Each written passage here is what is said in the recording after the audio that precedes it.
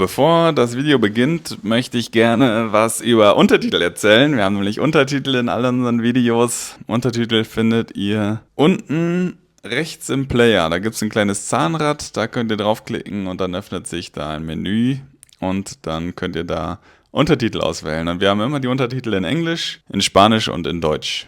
Para nuestros amigos que hablan español, pueden encontrar los subtítulos en las opciones de YouTube y activarlos para entender lo que cuenta Simón en nuestro video.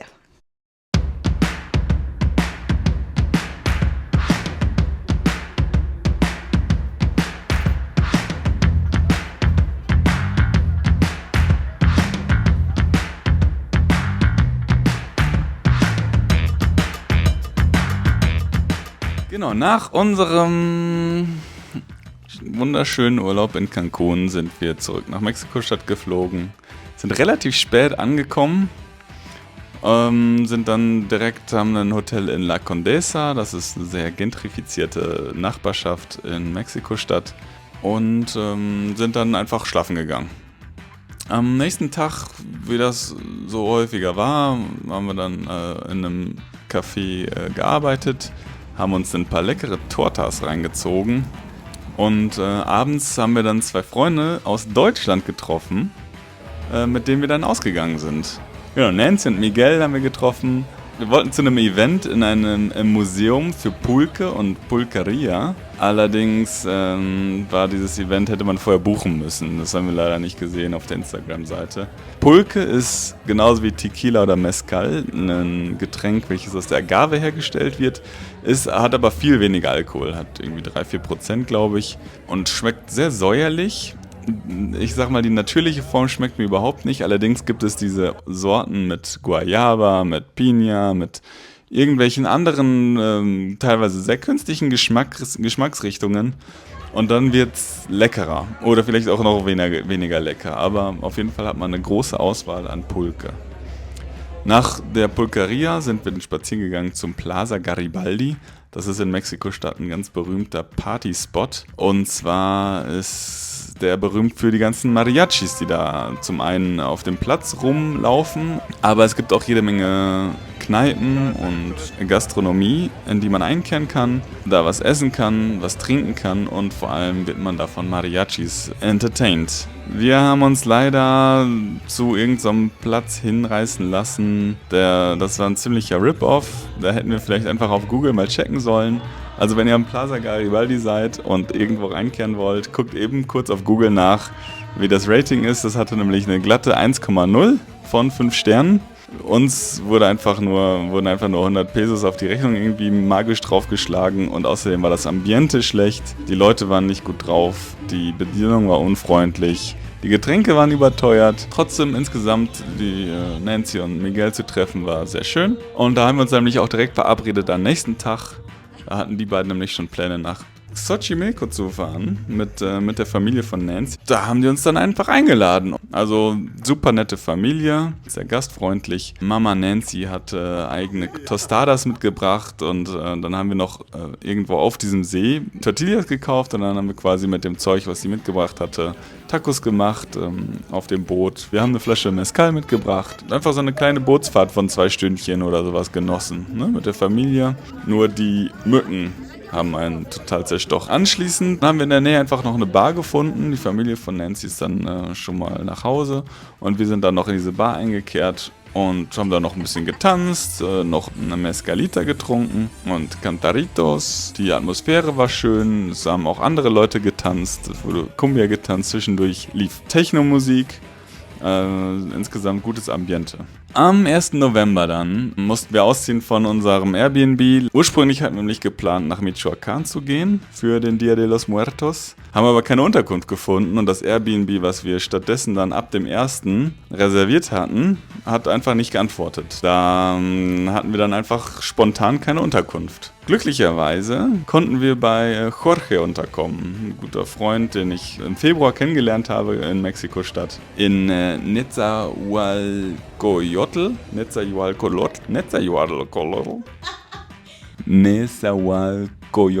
Das ist außerhalb von Mexiko-Stadt offiziell, also außerhalb der Stadtgrenzen, aber im Bundesstaat Mexiko. war super schön, die Mutter wieder zu treffen von Jorge, um uns auf den Tag der Toten vorzubereiten. Sind wir dann zu einem Markt gefahren, zum Mercado de Sonora. Allerdings ist das ein Markt, der eher dafür bekannt ist, viel Kostümierung zu haben, aber auch viele Sachen, die eher mit Hexerei in Verbindung gebracht werden. Das heißt, man hat sehr viele Kräuter und Heilsalben oder auch irgendwelche Zaubertränke gefunden, wo ich dachte, wenn man das nimmt, dann trifft einen auf jeden Fall der Fluch des Moctezuma. Und es gab auch einen Abschnitt mit Tieren. Und zwar super viele, weiß ich nicht, kleine, ganz eng eingesperrte Tiere. Also viele Hühner, aber auch Ziegen, Hunde, Katzen, Vögel. Und abends war dann allerdings ein großer Halloween-Umzug da in der Nachbarschaft von Jorge. Und da waren so viele Kinder in der Straße, ab, weiß ich nicht, 7, 8 Uhr ging das los, dass hunderte von Kindern auf der Straße waren und wir hatten überhaupt keine Süßigkeiten da. Also sind wir schnell zu so einem Süßigkeiten-Shop gefahren, haben dafür, weiß ich nicht, 100 Pesos 2 große Pakete Süßigkeiten geholt. Und dann hat das auch sehr viel Spaß gemacht, den Kindern Süßigkeiten in die Calaveritas zu geben.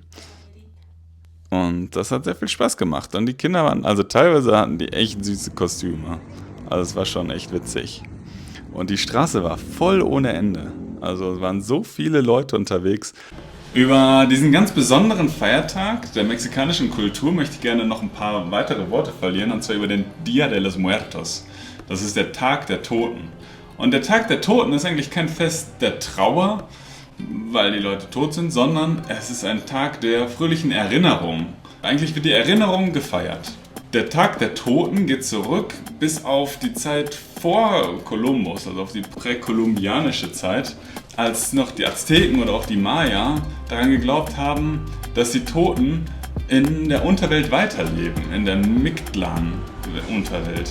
Und ein paar Tage pro Jahr können die Toten nämlich als Geister quasi zurückkehren auf die irdische Welt, um ihre Verwandten und Freunde und Familien zu besuchen. Als dann die Christen ankamen, hat sich diese alte Tradition vermischt mit christlichen Feiertagen, insbesondere Allerheiligen und Allerseelen, also 1. und 2. November. Also es gibt insgesamt 5 Tage, an denen den Toten gedacht wird. Vom 28. Oktober bis zum 2. November. Typische Symbole dieser Zeit oder dieses Festes sind die Calaveras, das sind so Totenschädel, halt häufig auch aus Zucker auf den entsprechenden Altaren aufgebaut. La Catrina, eine sehr anmutende Skelettfigur, und Alebrijes, so magische Figuren, die glaube ich erst seit den 1930er Jahren erschaffen wurde, aber mittlerweile ihren festen Platz am Día de los Muertos haben. Viele mexikanische Haushalte haben zu Hause einen kleinen Altar aufgebaut. Und auf diesen kleinen Altar gedenken sie ihren verstorbenen Verwandten und Familien, Verfreunden.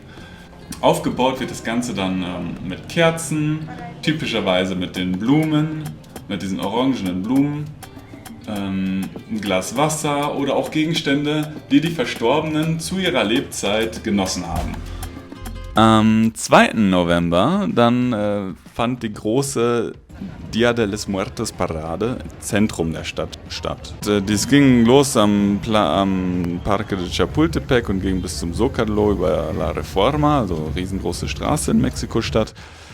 Und eigentlich sollte das genug Platz sein, allerdings gibt es in Mexiko-Stadt auch so viele Leute und besonders zu dieser Zeit so viele Touristen, dass wir fast nichts gesehen haben. Also wir sind erstmal mit dem Cablebus in die Stadt gefahren. Das war natürlich auch eine spannende Erfahrung, weil die einfach innerhalb der Stadt eine Seilbahn gebaut haben, womit man dann halt über die Wohnhäuser drüber herfliegt. Das ist quasi der andere Weg, ne? Metro ist drunter her, Kabelbus ist drüber her. Und die Aussicht war nicht schlecht, allerdings hat man auch einfach gesehen, wie viel Smog in der Stadt doch verteilt wird.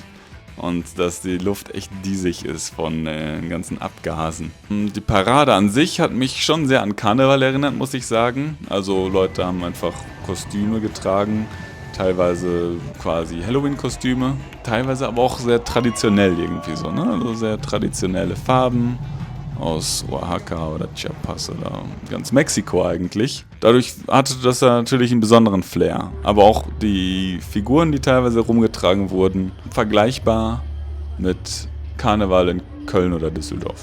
Abends sind wir dann zu einer privaten Party gefahren von einem Freund von Jorge. Dort war ein sehr gemütliches Ambiente. Wir haben der Host hat so ein paar Spiele organisiert, der Gastgeber. Es wurde auch gesungen, es wurde getanzt. Und insgesamt hatten wir einfach eine gute Zeit, würde ich sagen. Also es gibt jede Menge Videos und Fotos, vor allem auch in unseren Verkleidungen. Wir haben uns nämlich, wie das so üblich ist zum Dia de los Muertos, haben wir uns verkleidet als quasi Skelette.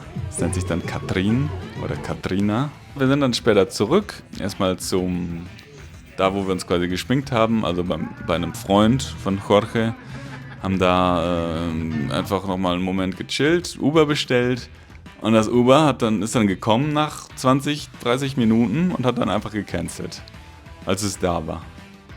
Und dann hat Elisa einen Didi bestellt und auch dann nach den 10 Minuten, nachdem es dann ankommen sollte, hat es einfach gecancelt. Und erst das dritte Uber, also es war dann schon 5 Uhr morgens, was Jorge dann bestellt hatte, das hat uns dann tatsächlich nach Hause gebracht. Also ziemliche Katastrophe, weil wir alle ziemlich fertig waren und eigentlich nur schlafen wollten. Besonders Elisa und ich, weil ja unser Bus um 12 Uhr am nächsten Tag nach Guadalajara fahren sollte. Das heißt, der Heimweg war eine Katastrophe, aber die Party war trotzdem richtig gut. Und am Sonntag dann haben wir die Metro genommen zum Central Norte wieder und haben dort den Bus nach Guadalajara genommen. Und der hat uns in 7 Stunden nach Jalisco gebracht, dem Bundesstaat, in dem Guadalajara ist. Aber das ist eine Geschichte fürs nächste Mal.